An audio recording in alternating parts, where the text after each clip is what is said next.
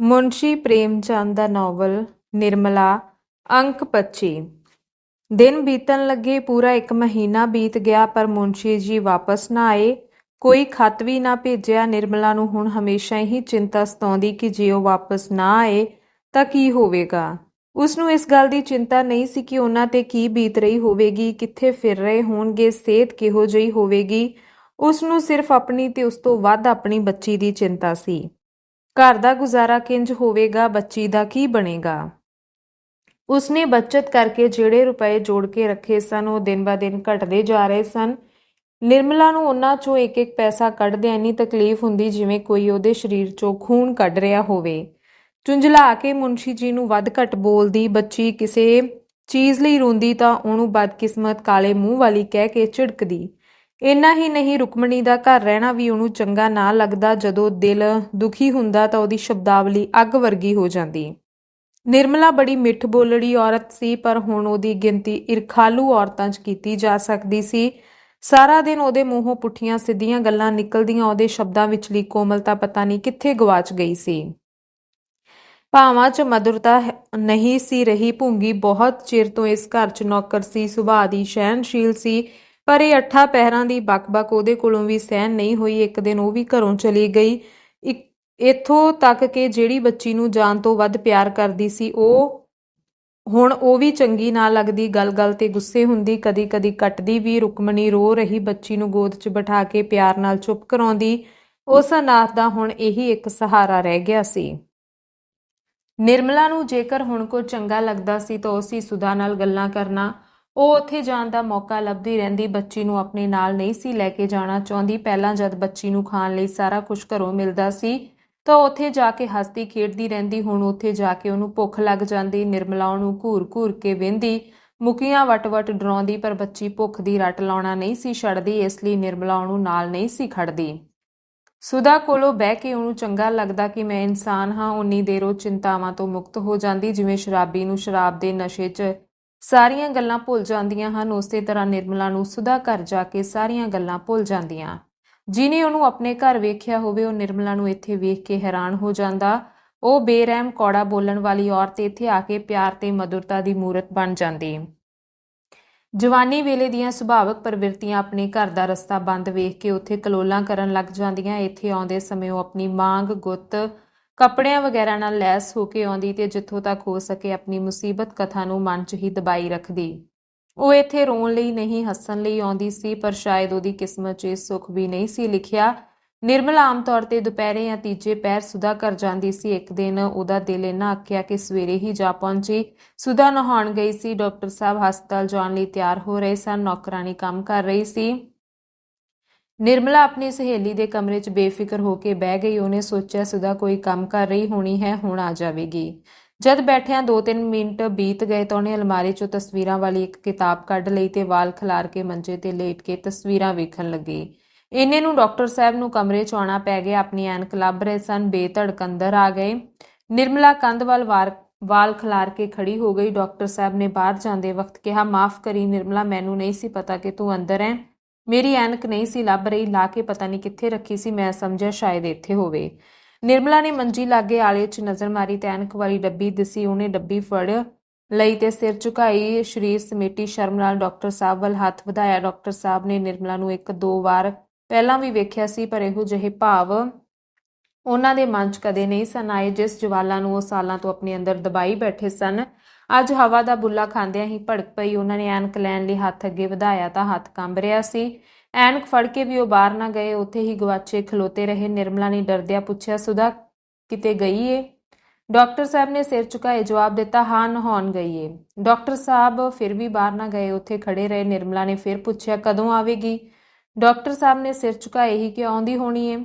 ਉਹ ਫਿਰ ਵੀ ਬਾਹਰ ਨਾ ਗਏ। ਉਹਨਾਂ ਦੇ ਮਨ ਅੰਦਰ ਭਿਅੰਕਰ ਯੁੱਧ ਛਿੜਿਆ ਹੋਇਆ ਸੀ। ਉੱਥੇ ਮੌਜੂਦ ਹੋਣ ਦੇ ਡਰ ਨੇ ਨਹੀਂ, ਸ਼ਰਮ ਦੇ ਕੱਚੇ ਧਾਗੇ ਨੇ ਉਹਨਾਂ ਦੀ ਜ਼ੁਬਾਨ ਨੂੰ ਰੋਕਿਆ ਹੋਇਆ ਸੀ। ਨਿਰਮਲਾ ਨੇ ਫਿਰ ਕਿਹਾ, ਕਿਤੇ ਘੁੰਮਣ ਫਿਰਨ ਚਲੀ ਗਈ ਹੋਣੀ ਏ, ਹੁਣ ਮੈਂ ਵੀ ਜਾਂਦੀ ਹਾਂ। ਸ਼ਰਮ ਦਾ ਕੱਚਾ ਧਾਗਾ ਵੀ ਟੁੱਟ ਗਿਆ। ਨਦੀ ਦੇ ਕਿਨਾਰੇ ਪਹੁੰਚ ਕੇ ਦੌੜ ਰਹੀ ਸੈਨਾ 'ਚ ਅਦਭੁਤ ਤਾਕਤ ਆ ਜਾਂਦੀ ਹੈ। ਡਾਕਟਰ ਸਾਹਿਬ ਨੇ ਸਿਰ ਤਾਂ ਕਰਕੇ ਨਿਰਮਲਾ ਵੱਲ ਵੇਖਿਆ ਤੇ ਪਿਆਰ 'ਚ ਡੁੱਬੀ ਹੋਈ ਆਵਾਜ਼ 'ਚ ਕਿਹਾ, ਨਹੀਂ ਨਿਰਮਲਾ, ਸੁਧਾ ਆਉਂਦੀ ਹੀ ਹੋਣੀ ਹੈ, ਨਾ ਜਾ। ਰੋਜ਼ ਸੁਦਾ ਦੀ ਖਾਤਰ ਬਹਿੰਦੀ ਹੈ, ਅੱਜ ਮੇਰੀ ਖਾਤਰ ਬਹਿ ਜਾ। ਦੱਸ ਕਦੋਂ ਤੱਕ ਇਸ ਅੱਗ 'ਚ ਸੜਦਾ ਰਹਾਂਗਾ? ਸੱਚ ਕਹਿੰਦਾ ਹਾਂ ਨਿਰਮਲਾ। ਨਿਰਮਲਾ ਨੇ ਹੋਰ ਕੁਝ ਨਾ ਸੁਣਿਆ। ਉਹਨੂੰ ਇੰਜ ਲੱਗਿਆ ਜਿਵੇਂ ਸਾਰੀ ਧਰਤੀ ਘੁੰਮ ਰਹੀ ਹੋਵੇ, ਜਿਵੇਂ ਉਹਦੇ ਤੇ ਬਿਜਲੀ ਡਿੱਗ ਗਈ ਹੋਵੇ। ਉਹਨੇ ਛੇਤੀ ਨਾਲ ਕਿੱਲੀ ਤੋਂ ਚਾਦਰ ਲਾਈ ਤੇ ਬਿਨਾਂ ਮੂੰਹੋਂ ਕੋਈ ਸ਼ਬਦ ਕੱਢੇ ਕਮਰੇ 'ਚੋਂ ਨਿਕਲ ਗਈ। ਡਾਕਟਰ ਸਾਹਿਬ ਸ਼ਰਮਿੰਦੇ ਹੋਏ ਰੋਣੀ ਜਿਹੀ ਸੂਰਤ ਬਣਾ ਕੇ ਖਲੋਤੇ ਰਹੇ। ਉਹਨਾਂ 'ਚ ਨਿਰਮਲਾ ਨੂੰ ਰੋਕਣ ਜਾਂ ਕੁਝ ਕਹਿਣ ਦੀ ਤਾਕਤ ਨਹੀਂ ਸੀ। ਨਿਰਮਲਾ ਜਿਵੇਂ ਹੀ ਦਰਵਾਜ਼ੇ ਕੋਲ ਪਹੁੰਚੀ, ਉਹਨੇ ਸੁਦਾ ਨੂੰ ਟਾਂਗੇ 'ਚ ਉਤਰਦਿਆਂ ਵੇਖਿਆ। ਸੁਦਾ ਵੇਖਦਿਆਂ ਹੀ ਕਾਹਲੀ ਨਾਲ ਉਹਦੇ ਵੱਲ ਦੌੜੀ ਤੇ ਕੁਝ ਪੁੱਛਣਾ ਚਾਹੁੰਦੀ ਸੀ, ਪਰ ਨਿਰਮਲਾ ਨੇ ਉਹਨੂੰ ਮੌਕਾ ਨਾ ਦਿੱਤਾ। ਕਮਾਨੋਂ ਨਿਕਲੇ ਤੀਰ ਵਾਂਗ ਚਲੀ ਗਈ। ਸੁਦਾ ਇੱਕ ਪਲ ਹੈਰਾਨੀ ਦੀ ਹਾਲਤ 'ਚ ਖੜੀ ਰਹੀ। ਗੱਲ ਕੀ ਹੈ ਉਹਦੀ ਸਮਝ ਕੁਝ ਨਾ ਆਇਆ। ਉਹ ਬੇਚੈਨ ਹੋ ਗਈ। ਜਲਦੀ ਜਲਦੀ ਅੰਦਰ ਗਈ। ਨੌਕਰਾਣੀ ਨੂੰ ਪੁੱਛਣ ਲੱਗੀ ਕਿ ਕੀ ਗੱਲ ਹੋਈ। ਉਹ ਦੋਸ਼ੀ ਨੂੰ ਲੱਭੇਗੀ ਤੇ ਜੇਕਰ ਕਿਸੇ ਮੈਰੀ ਜਾਂ ਕਿਸੇ ਦੂਜੇ ਨੌਕਰ ਨੇ ਉਹਨੂੰ ਕੁਝ ਅਪਮਾਨਜਨਕ ਗੱਲ ਕਹੀ ਹੈ ਤਾਂ ਉਹ ਉਸਨੂੰ ਖਲੋਤਿਆਂ ਖਲੋਤਿਆਂ ਕੱਢ ਦੇਵੇਗੀ। ਕਾਲੀ ਨਾਲ ਉਹ ਆਪਣੇ ਕਮਰੇ 'ਚ ਗਈ। ਅੰਦਰ ਪੈਰ ਰੱਖਦਿਆਂ ਹੀ ਡਾਕਟਰ ਸਾਹਿਬ ਨੂੰ ਮੂੰਹ ਲਟਕਾਈ ਮੰਜੀ ਤੇ ਬੈਠੇ ਵੇਖਿਆ। ਪੁੱਛਿਆ, ਨਿਰਮਲਾ ਇੱਥੇ ਆਈ ਸੀ? ਡਾਕਟਰ ਨੇ ਸਿਰ ਖੁਰਕਦਿਆਂ ਕਿਹਾ, ਹਾਂ ਆਈ ਤਾਂ ਸੀ। ਸੁਦਾ, ਕਿਸੇ ਨੌਕਰ ਨੇ ਤਾਂ ਨਹੀਂ ਉਹਨੂੰ ਕੁਝ ਕਿਹਾ?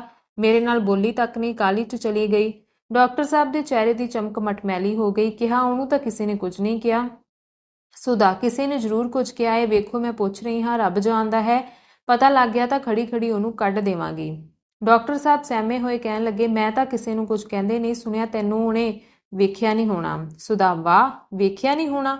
ਉਹਦੇ ਸਾਹਮਣੇ ਤਾਂ ਮੈਂ ਟਾਂਗੇ 'ਚ ਉਤਰੀ ਹਾਂ। ਉਹਨੇ ਮੇਰੇ ਵੱਲ ਵੇਖਿਆ ਵੀ, ਪਰ ਕਿਹਾ ਕੁਝ ਨਹੀਂ। ਇਸ ਕਮਰੇ 'ਚ ਆਈ ਸੀ? ਡਾਕਟਰ ਸਾਹਿਬ ਦਾ ਗਲਾ ਸੁੱਕਦਾ ਜਾ ਰਿਹਾ ਸੀ। ਹਿਚਕਾਉਂਦੇ ਹੋਏ ਬੋਲੇ, ਆਈ ਸੀ। ਸੁਦਾ, ਤੁਹਾਨੂੰ ਇੱਥੇ ਬੈਠਿਆਂ ਵੇਖ ਕੇ ਚਲੀ ਗਈ ਹੋਣੀ ਹੈ। ਕਿਸੇ ਨੌਕਰਾਨੀ ਨੇ ਕੁਝ ਕਹਿ ਦਿੱਤਾ ਹੋਣਾ ਹੈ। ਨੀਵੀਂ ਜਾਤ, ਕਿਸੇ ਨੂੰ ਗੱਲ ਕਰਨ ਦੀ ਤਮੀਜ਼ ਤਾਂ ਹੈ ਨਹੀਂ। ਸੁੰਦਰੀਆਂ, ਜਰਾ ਇੱਧਰ ਆ। ਡਾਕਟਰ, ਉਹਨੂੰ ਕਿਉਂ ਬੁਲਾ ਰਹੀ ਹੈ? ਉਹ ਇੱਥੋਂ ਸਿੱਧੀ ਦਰਵਾਜ਼ੇ ਵੱਲ ਗਈ, ਨੌਕਰਾਂ ਨਾਲ ਗੱਲ ਤੱਕ ਨਹੀਂ ਹੋਈ। ਸੁਦਾ, ਤਾਂ ਫਿਰ ਤੁਸੀਂ ਕੁਝ ਕਹਿ ਦਿੱਤਾ ਹੋਣਾ ਹੈ। ਡਾਕਟਰ ਸਾਹਿਬ ਦਾ ਦਿਲ ਧੱਕ ਧੱਕ ਕਰਨ ਲੱਗਾ। ਕਹਿਣ ਲੱਗੇ, ਮੈਂ ਭਲਾ ਕੀ ਕਹਾਂਗਾ? ਮੈਂ ਮੂਰਖ ਹਾਂ? ਸੁਦਾ, ਤੁਸੀਂ ਉਹਨੂੰ ਵੇਖ ਕੇ ਵੀ ਬੈਠੇ ਰਹੇ? ਡਾਕਟਰ, ਮੈਂ ਇੱਥੇ ਨਹੀਂ ਸਾਂ, ਬਾਹਰ ਬੈਠ ਕੇ ਐਨਕ ਲੱਭ ਰਿਹਾ ਸਾਂ। ਜਦ ਨਾ ਲੱਭੀ ਤਾਂ ਮੈਂ ਸੋਚਿਆ ਅੰਦਰ ਹੋਵੇਗੀ। ਇੱਥੇ ਆਇਆ ਤਾਂ ਉਹਨੂੰ ਬੈਠੀ ਨੂੰ ਵੇਖਿਆ। ਮੈਂ ਬਾਹਰ ਜਾਣ ਲੱਗਾ ਤਾਂ ਉਹਨੇ ਪੁੱਛਿਆ, ਕਿਸੇ ਚੀਜ਼ ਦੀ ਜ਼ਰੂਰਤ? ਮੈਂ ਕਿਹਾ, ਜਰਾ ਦੇਖਣਾ ਇੱਥੇ ਮੇਰੀ ਐਨਕ ਤਾਂ ਨਹੀਂ ਪਈ। ਐਨਕ ਇੱਥੇ ਆਲੇ 'ਚ ਸੀ, ਉਹਨੇ ਚੁੱਕ ਕੇ ਦੇ ਦਿੱਤੀ। ਬਸ ਇੰਨੀ ਗੱਲ ਹੋਈ। ਸੁਦਾ, ਬਸ? ਤੁਹਾਨੂੰ ਐਨਕ ਫੜਾਉਂਦਿਆਂ ਹੀ ਉਹ ਪਾਗਲਾ ਵਾਂਗ ਬਾਹਰ ਦੌੜ ਗਈ? ਕਿਉਂ? ਡਾਕਟਰ, ਪਾਗਲਾ ਵਾਂਗ ਨਹੀਂ ਦੌੜੀ। ਜਾਣ ਲੱਗੀ ਤਾਂ ਮੈਂ ਕਿਹਾ ਬੈਠ। ਉਹ ਆਉਂਦੀ ਹੀ ਹੋਣੀ ਹੈ। ਨਹੀਂ ਬੈਠੀ ਤਾਂ ਮੈਂ ਕੀ ਕਰਦਾ? ਸੁਦਾ ਨੇ ਕੁਝ ਸੋਚ ਕੇ ਕਿਹਾ, ਗੱਲ ਮੇਰੀ ਸਮਝ 'ਚ ਨਹੀਂ ਆਈ। ਮੈਂ ਜਰਾ ਉਹਦੇ ਕੋਲ ਜਾਂਦੀ ਹਾਂ, ਪੁੱਛਾਂ ਕੀ ਗੱਲ ਹੈ। ਡਾਕਟਰ, ਚਲੇ ਜਾਈ, ਐਨੀ ਵੀ ਕੀ ਕਾਲੀ ਹੈ? ਸਾਰਾ ਦਿਨ ਤਾਂ ਪਿਆ ਏ। ਸੁਦਾ ਨੇ ਚਾਦਰ ਲੈਂਦਿਆਂ ਕਿਹਾ, ਮੇਰੇ ਢਿੱਡ 'ਚ ਖਲਬਲੀ ਮੱਚੀ ਹੋਈ ਹੈ। ਤੁਸੀਂ ਕਹਿੰਦੇ ਹੋ ਕਾਲੀ ਕਾਦੀ ਹੈ? ਸੁਦਾ ਨਿਰਮਲਾ ਦੇ ਘਰ ਵੱਲ ਤੁਰ ਪਈ ਤੇ 5 ਮਿੰਟਾਂ 'ਚ ਪਹੁੰਚ ਗਈ। ਵੇਖਿਆ ਤਾਂ ਨਿਰਮਲਾ ਆਪਣੇ ਕਮਰੇ 'ਚ ਮੰਜੀ ਤੇ ਲੇਟੀ ਰੋ ਰਹੀ ਸੀ ਤੇ ਬੱਚੀ ਉਹਦੇ ਕੋਲ ਖੜੀ ਪੁੱਛ ਰਹੀ ਸੀ, ਅੰਮਾ ਕਿਉਂ ਲੋਤੀ ਹੋ?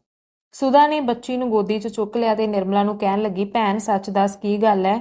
ਮੇਰੇ ਘਰਦਿਆਂ ਨੂੰ ਕਿਸੇ ਨੇ ਕੁਝ ਕਿਹਾ? ਮੈਂ ਸਾਰਿਆਂ ਨੂੰ ਪੁੱਛ ਚੁੱਕੀ ਹਾਂ, ਕੋਈ ਕੁਝ ਨਹੀਂ ਦੱਸਦਾ। ਨਿਰਮਲਾ ਅਥਰੂ ਪੂੰਝਦੀ ਹੋਈ ਕਹਿਣ ਲੱਗੀ, ਕਿਸੇ ਨੇ ਕੁਝ ਨਹੀਂ ਕਿਹਾ? ਭਲਾ ਉੱਥੇ ਮੈਨੂੰ ਕਿਹਨੇ ਕੁਝ ਕਹਿਣਾ ਸੀ?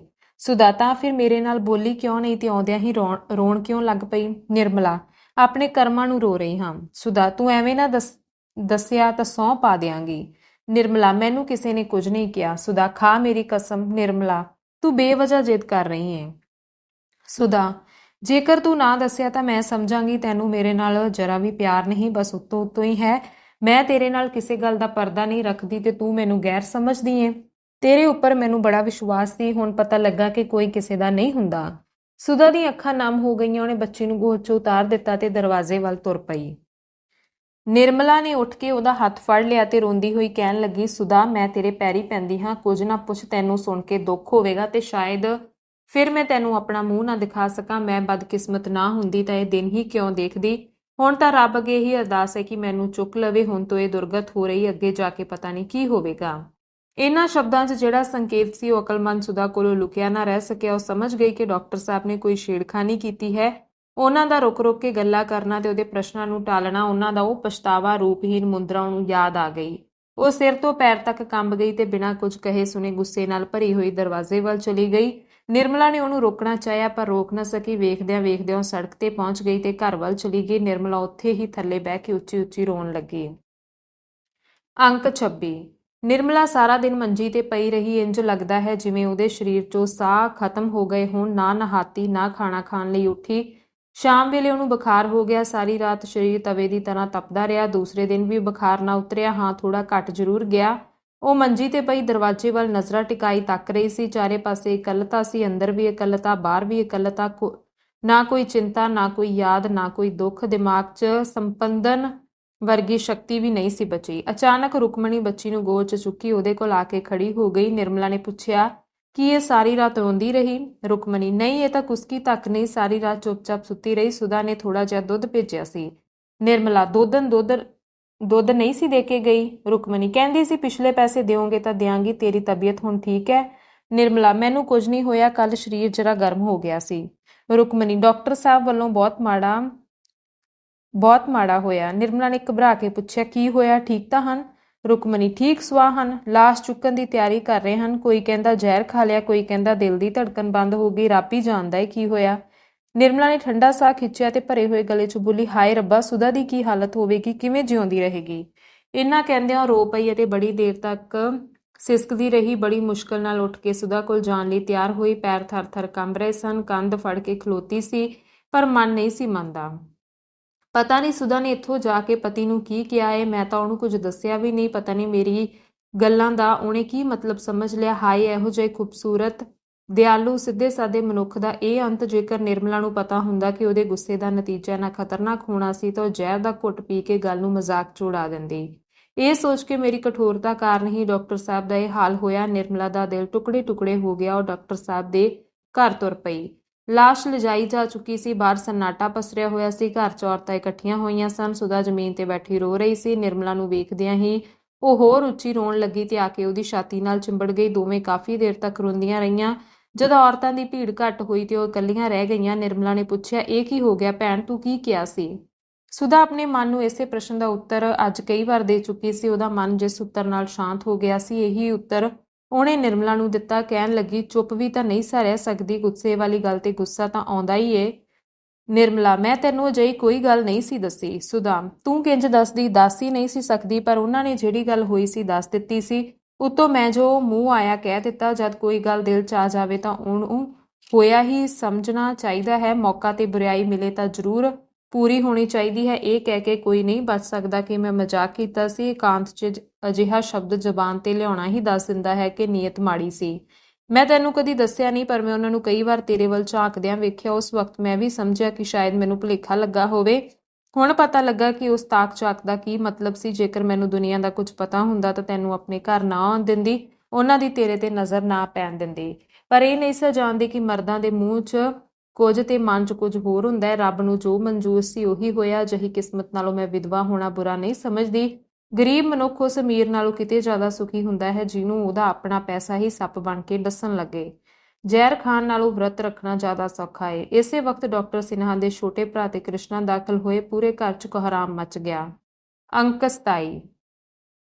1 ਮਹੀਨਾ ਹੋਰ ਬੀਤ ਗਿਆ। ਸੁਧਾ ਆਪਣੇ ਦਿਓਰ ਨਾਲ ਤੀਸਰੇ ਦਿਨ ਹੀ ਚਲੀ ਗਈ। ਹੁਣ ਨਿਰਮਲਾ ਇਕੱਲੀ ਸੀ। ਪਹਿਲਾਂ ਹੱਸ ਬੋਲ ਕੇ ਦਿਲ ਲਾ ਲਿਆ ਕਰਦੀ ਸੀ, ਹੁਣ ਸਿਰਫ ਰੋਣਾ ਹੀ ਰਹਿ ਗਿਆ। ਉਹਦੀ ਸਿਹਤ ਦਿਨੋਂ ਦਿਨ ਵਿਗੜਦੀ ਗਈ। ਪੁਰਾਣੇ ਮਕਾਨ ਦਾ ਕਿਰਾਇਆ ਜ਼ਿਆਦਾ ਸੀ। ਦੂਸਰਾ ਮਕਾਨ ਥੋੜੇ ਕਿਰਾਏ ਤੇ ਲਿਆ। ਇਹ ਤੰਗ ਗਲੀ 'ਚ ਸੀ।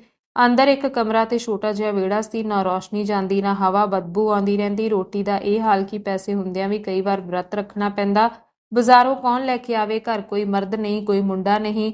ਜੇ ਕਿਹੜਾ ਰੋਜ਼ ਖਾਣਾ ਪਕਾਉਣ ਦਾ ਕਸ਼ਟ ਝੱਲੇ? ਔਰਤਾਂ ਨੂੰ ਰੋਜ਼ ਖਾਣ ਦੀ ਕੀ ਜ਼ਰੂਰਤ ਹੈ? ਜੇਕਰ ਇੱਕ ਵਕਤ ਖਾ ਲਿਆ ਤਾਂ 2 ਦਿਨਾਂ ਲਈ ਛੁੱਟੀ। ਬੱਚੀ ਲਈ ਤਾਜ਼ਾ ਹਲਵਾ ਜਾਂ ਰੋਟੀਆਂ ਬਣ ਜਾਂਦੀਆਂ ਸਨ। ਅਜਿਹੀ ਹਾਲਤ 'ਚ ਸਿਹਤ ਕਿਵੇਂ ਨਾ ਵਿਗੜਦੀ? ਚਿੰਤਾ, ਗਮ, ਬੁਰੀ ਹਾਲਤ ਇੱਕ ਹੋਵੇ ਤਾਂ ਕੋਈ ਕਹੇ। ਇੱਥੇ ਤਾਂ ਤਿੰਨਾਂ ਨੇ ਹਮਲਾ ਕਰ ਰੱਖਿਆ ਸੀ। ਉੱਤੋਂ ਨਿਰਮਲਾ ਨੇ ਦਵਾਈ ਨਾ ਖਾਣ ਦੀ ਕਸਮ ਖਾ ਰੱਖੀ ਸੀ। ਕੀ ਕਰਦੀ? ਥੋੜੇ ਜਿਹੇ ਪੈਸਿਆਂ 'ਚ ਦਵਾਈ ਦੀ ਗੁੰਜਾਇਸ਼ ਕਿੱਥੇ ਸੀ? ਜਿੱਥੇ ਰੋਟੀ ਖਾਣ ਨੂੰ ਨਾ ਮਿਲਦੀ ਹੋਵੇ ਉੱਥੇ ਦਵਾਈ ਦਾ ਜ਼ਿਕਰ ਕਰਨਾ ਬੇਵਕੂਫੀ ਹੈ। ਦਿਨੋਂ ਦਿਨ ਸੁੱਕਦੀ ਜਾ ਰਹੀ ਸੀ। ਇੱਕ ਦਿਨ ਰੁਕਮਣੀ ਨੇ ਕਿਹਾ, ਬਹੂ ਇੰਜ ਕਦੋਂ ਤੱਕ ਘੁਲਦੀ ਰਹੇਂਗੀ? ਜਾਨ ਨਾਲ ਹੀ ਤਾਂ ਜਹਾਨ ਹੈ, ਚੱਲ ਕਿਸੇ ਵੈਦ ਨੂੰ ਦਿਖਾ ਲਿਆਵਾਂ। ਨਿਰਮਲਾ ਨੇ ਉਦਾਸੀ ਭਰੇ ਲਹਿਜੇ ਨਾਲ ਕਿਹਾ, ਜਿਹਨੇ ਸਿਰਫ ਰੋਣ ਵਾਸਤੇ ਹੀ ਜੀਣਾ ਹੋਵੇ ਉਹਦਾ ਮਰ ਜਾਣਾ ਹੀ ਠੀਕ ਹੈ। ਰੁਕਮਣੀ, ਸੱਦਣ ਨਾਲ ਤਾਂ ਮੌਤ ਨਹੀਂ ਆਉਂਦੀ। ਨਿਰਮਲਾ, ਮੌਤ ਤਾਂ ਬਿਨਾਂ ਸੱਦਿਆਂ ਆ ਜਾਂਦੀ ਹੈ, ਸੱਦਣ ਤੇ ਕਿਵੇਂ ਨਾ ਆਊਗੀ? ਮੌਤ ਨੂੰ ਆਉਣ ਲੱਗਿਆਂ ਜ਼ਿਆਦਾ ਦਿਨ ਨਹੀਂ ਲੱਗਣੇ ਦੀਦੀ। ਜਿੰਨੇ ਦਿਨ ਜਿਉਂਦੀ ਹਾਂ ਓਨੇ ਸਾਲ ਸਮਝ ਲੈਣਾ। ਰੁਕਮਣੀ, ਇੰਜ ਦਿਲ ਨਾ ਛੋਟਾ ਕਰ ਬਹੂ, ਹਜੇ ਤੂੰ ਦੁਨੀਆ ਦਾ ਕਿਹੜਾ ਸੁੱਖ ਵੇਖਿਆ ਏ? ਨਿਰਮਲਾ, ਜੇਕਰ ਦੁਨੀਆ 'ਚ ਇਹੀ ਸੁੱਖ ਹੈ ਜਿਹੜਾ ਇੰਨੇ ਦਿਨਾਂ ਤੋਂ ਵੇਖ ਰਹੀ ਹਾਂ, ਮੇਰਾ ਤਾਂ ਦਿਲ ਭਰ ਗਿਆ ਹੈ। ਸੱਚ ਕਹਿੰਦੀ ਹਾਂ ਦੀਦੀ, ਇਸ ਬੱਚੀ ਦੇ ਪਿਆਰ ਨੇ ਮੈਨੂੰ ਬੰਨਿਆ ਹੋਇਆ, ਨਹੀਂ ਤਾਂ ਹੁਣ ਤੱਕ ਕਦੋਂ ਦੀ ਤੁਰ ਗਈ ਹੁੰਦੀ। ਪਤਾ ਨਹੀਂ ਇਸ ਵਿਚਾਰੀ ਦੀ ਕਿਸਮਤ 'ਚ ਕੀ ਲਿਖਿਆ ਏ। ਦੋਵੇਂ ਰੋਣ ਲੱਗ ਪਈਆਂ। ਜਦੋਂ ਤੋਂ ਨਿਰਮਲਾ ਨੇ ਮੰਜੀ ਮੱਲ ਲਈ ਸੀ, ਰੁਕਮਣੀ ਦੇ ਦਿਲ 'ਚ ਤਰਸ ਦਾ ਝਰਨਾ ਫੁੱਟ ਪਿਆ ਸੀ। ਈਰਖਾ ਦਾ ਕਣ ਮਾਤਰ ਵੀ ਨਹੀਂ ਰਿਹਾ। ਕੋਈ ਕੰਮ ਕਰਦੀ ਹੋਵੇ ਨਿਰਮਲਾ ਦੀ ਆਵਾਜ਼ ਸੁਣ ਕੇ ਦੌੜਦੀ ਹੈ। ਘੰਟਿਆਂ ਬੱਧੀ ਉਹਨੂੰ ਕਥਾ ਪੁਰਾਣ ਸੁਣਾਉਂਦੀ ਰਹਿੰਦੀ ਹੈ। ਕੋਈ ਅਜਿਹੀ ਚੀਜ਼ ਬਣਾਉਂਦੀ ਹੈ ਜਿਹੜੀ ਨਿਰਮਲਾ ਸ਼ੌਂਕ ਨਾਲ ਖਾਵੇ। ਨਿਰਮਲਾ ਨੂੰ ਜਦੋਂ ਹੱਸਦੀ ਵੇਖਦੀ ਹੈ ਤਾਂ ਨਿਹਾਲ ਹੋ ਜਾਂਦੀ ਹੈ ਤੇ ਬੱਚੀ ਨੂੰ ਗਲ ਦਾ ਹਾਰ ਬਣਾ ਕੇ ਰੱਖਦੀ ਹੈ। ਉਹਦੇ ਨਾਲ ਸੌਂਦੀ, ਉਹਦੇ ਨਾਲ ਜਾਗਦੀ ਹੈ। ਹੁਣ ਬੱਚੀ ਹੀ ਉਹਦੇ ਜੀਵਨ ਦਾ ਸਹਾਰਾ ਹੈ। ਰੁਕਮਣੀ ਨੇ ਥੋੜੀ ਦੇਰ ਬਾਅਦ ਕਿਹਾ, ਬਹੂ ਤੂੰ ਇੰਨੀ ਨਿਰਾਸ਼ ਕਿਉਂ ਹੁੰਦੀ ਹੈ? ਰੱਬ ਨੇ ਚਾਹਿਆ ਤਾਂ 2-4 ਦਿਨਾਂ 'ਚ ਠੀਕ ਹੋ ਜਾਵੇਂਗੀ। ਅੱਜ ਮੇਰੇ ਨਾਲ ਵੈਦ ਜੀ ਕੋਲ ਚੱਲ, ਬੜੇ ਸਿਆਣੇ ਹਨ। ਨਿਰਮਲਾ, ਦੀਦੀ ਮੈਨੂੰ ਹੁਣ ਕਿਸੇ ਵੈਦ ਹਕੀਮ ਦੀ ਦਵਾਈ ਨੇ ਅਸਰ ਨਹੀਂ ਕਰਨਾ। ਬੱਚੀ ਨੂੰ ਤੁਹਾਡੇ ਕੋਲ ਛੱਡ ਕੇ ਜਾ ਰਹੀ ਹਾਂ। ਜੇਕਰ ਜਿਉਂਦੀ ਰਹੀ ਤਾਂ ਕਿਸੇ ਚੰਗੇ ਖਾਨਦਾਨ 'ਚ ਵਿਆਹ ਕਰ ਦਿਓ। ਮੈਂ ਆਪਣੀ ਜ਼ਿੰਦਗੀ 'ਚ ਇਹਦੇ ਲਈ ਕੁਝ ਨਾ ਕਰ ਸਕੀ। ਭਾਵੇਂ ਕੁਆਰੀ ਰਹਿਣ ਦਿਓ, ਭਾਵੇਂ ਜ਼ਹਿਰ ਦੇ ਕੇ ਮਾਰ ਦਿਓ, ਪਰ ਕਿਸੇ ਨਲਾਇਕ ਦੇ ਲੜ ਨਾ ਲਾਇਓ। ਤੁਹਾਡੇ ਅੱਗੇ ਮੇਰੀ ਇਹੋ ਬੇਨਤੀ ਹੈ। ਮੈਂ ਤੁਹਾਡੀ ਕੋਈ ਸੇਵਾ ਨਹੀਂ ਕੀਤੀ, ਇਹਦਾ ਮੈਨੂੰ ਦੁੱਖ ਹੈ। ਮੈਂ ਬਦਕਿਸਮਤ ਕਿਸੇ ਨੂੰ ਸੁੱਖ ਨਾ ਦੇ ਸਕੀ। ਜਿਹਦੇ ਉੱਪਰ ਵੀ ਮੇਰਾ ਪਰਛਾਵਾਂ ਪਿਆ ਉਹਦਾ ਸਤਿਆਨਾਸ਼ ਹੋ ਗਿਆ। ਜੇਕਰ ਸਵਾਮੀ ਜੀ ਕਦੇ ਘਰ ਆਉਣ ਤਾਂ ਉਹਨਾਂ ਨੂੰ ਕਹਿਣਾ ਕਿ ਉਸ ਬਦਕਿਸਮਤ ਨੂੰ ਮਾਫ ਕਰ ਦੇਣ। ਰੁਕਮਣੀ ਰੋਂਦੀ ਹੋਈ ਬੋਲੀ, ਬਹੂ ਤੇਰਾ ਕੋਈ ਕਸੂਰ ਨਹੀਂ, ਰੱਬ ਗਵਾਹ ਹੈ। ਤੇਰੇ ਵੱਲੋਂ ਮੈਨੂੰ ਕੋਈ ਗਿਲਾ ਨਹੀਂ।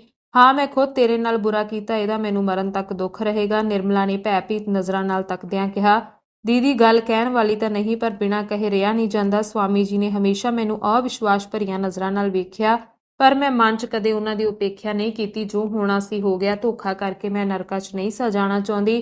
ਪਿਛਲੇ ਜਨਮ 'ਚ ਪਤਾ ਨਹੀਂ ਕਿਹੜੇ ਪਾਪ ਕੀਤੇ ਸਨ ਜਿਨ੍ਹਾਂ ਦਾ ਇਹ ਪ੍ਰਾਸ਼ਚਿਤ ਕਰਨਾ ਪਿਆ। ਇਸ ਜਨਮ 'ਚ ਕੰਡੇ ਬੀਜਦੀ ਤਾਂ ਗਤੀ ਕਿਵੇਂ ਹੁੰਦੀ? ਨਿਰਮਲਾ ਦੇ ਸਾਹ ਬੜੀ ਤੇਜ਼ੀ ਨਾਲ ਚੱਲਣ ਲੱਗੇ। ਫਿਰ ਮੰਜੀ ਤੇ ਲੇਟ ਗਈ ਤੇ ਬੱਚੀ ਵੱਲ ਇੱਕ ਅਜਿਹੀ ਦ੍ਰਿਸ਼ਟੀ ਨਾਲ ਵੇਖਿਆ ਜਿਹੜੀ ਉਹਦੇ ਜੀਵਨ ਦੀ ਸੰਪੂਰਨ ਮੁਸੀਬਤ ਕਥਾ ਦੀ ਡੂੰਘੀ ਆਲੋਚਨਾ ਸੀ। ਜ਼ੁਬਾਨ 'ਚ ਹੁਣ ਇੰਨੀ ਤਾਕਤ ਨਹੀਂ ਸੀ ਰਹੀ। 3 ਦਿਨਾਂ ਤੱਕ ਨਿਰਮਲਾ ਦੀਆਂ ਅੱਖਾਂ 'ਚੋਂ ਅੱਥਰੂ ਵਗਦੇ ਰਹੇ। ਉਹ ਨਾ ਕਿਸੇ ਨਾਲ ਬੋਲਦੀ, ਨਾ ਕਿਸੇ ਵੱਲ ਵੇਖਦੀ ਤੇ ਨਾ ਕਿਸੇ ਦੀ ਗੱਲ ਸੁਣਦੀ ਸੀ। ਬਸ ਰੋਂਦੀ ਰਹਿੰਦੀ ਸੀ। ਉਹਦੀ ਵੇਦਨਾ ਦਾ ਕੌਣ ਅੰਦਾਜ਼ਾ ਲਾ ਸਕਦਾ ਸੀ? ਚੌਥੇ ਦਿਨ ਸ਼ਾਮ ਵੇਲੇ ਮੁਸੀਬਤ ਖਤਮ ਹੋ ਗਈ। ਉਸੇ ਵਕਤ ਜਦੋਂ ਪਸ਼ੂ ਪੰਛੀ ਆਪਣੇ ਆਪਣੇ ਘਰਾਂ ਨੂੰ ਪਰਤ ਰਹੇ ਸਨ, ਨਿਰਮਲਾ ਦਾ ਮੌਤ ਪੰਛੀ ਵੀ ਸਾਰਾ ਦਿਨ ਸ਼ਿਕਾਰੀਆਂ ਦੇ ਨਿਸ਼ਾਨਿਆਂ, ਇੱਲਾਂ ਦੇ ਪੰਜਿਆਂ ਤੇ ਹਵਾ ਦੇ ਤੇਜ਼ ਹੁਲਾਰਿਆਂ ਨਾਲ ਜ਼ਖਮੀ ਤੇ ਹੰਭਿਆ ਹੋਇਆ ਆਪਣੇ ਘਰ ਵੱਲ ਉੱਡ ਗਿਆ। ਮੁਹੱਲੇ ਦੇ ਸਾਰੇ ਲੋਕ ਇਕੱਠੇ ਹੋ ਗਏ। ਲਾਸ਼ ਨੂੰ ਬਾਹਰ ਕੱਢਿਆ ਗਿਆ। ਸੰਸਕਾਰ ਕੌਣ ਕਰੇਗਾ? ਪ੍ਰਸ਼ਨ ਪੈਦਾ ਹੋਇਆ। ਲੋਕ ਇਸੇ ਚਿੰਤਾ 'ਚ ਮਗਨ ਸਨ ਕਿ ਅਚਾਨਕ ਇੱਕ ਬੁੱਢਾ ਰਾਹਗੀਰ ਮੋਢੇ ਤੇ ਗਠੜੀ ਲਟਕਾਈ ਆ ਕੇ ਖੜਾ ਹੋ ਗਿਆ। ਇਹ ਮੁਨਸ਼ੀ ਤੋਤਾ ਰਾਮ ਸੀ। ਸਮਾਪਤ। ਧੰਨਵਾਦ।